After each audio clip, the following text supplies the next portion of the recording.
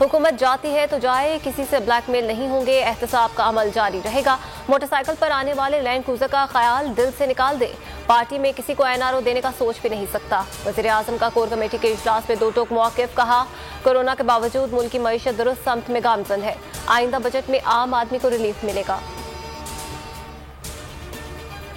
शरह नमू 3.94% है। अगले साल मुआशी ग्रोथ 5% हो सकती है। बजट की मुजव्वज़ा तारीख 11 जून है। बजट में नया टैक्स नहीं लगाएंगे। तनख्वाहदारों पर टैक्स बढ़ाने की IMF की तजवीज़ कबूल नहीं की। वज़ीर ख़जाना शौकत तरीन की प्रेस कॉन्फ्रेंस। कहा, टैक्स ना देने वालों के खिलाफ कार्रवाई होगी।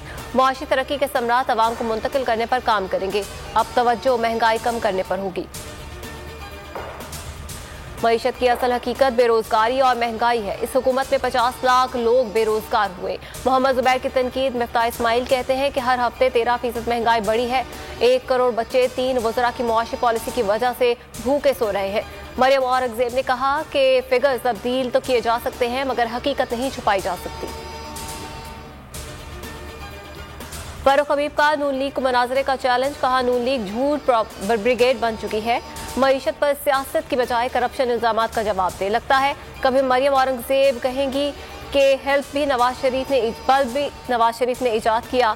शेख रशीद ने कहा कि अपोजिशन की सियासी दुकान बंद हो चुकी। इनको डर है कि इमरान खान अगले इलेक्शन में मजीद कामयाब हो जाएंगे। मुल्क की मईशत अब टेक ऑफ कर चुकी। अगले 2 सालों में तरक्की की ये शरह इंशाअल्लाह मजीद बढ़ेगी।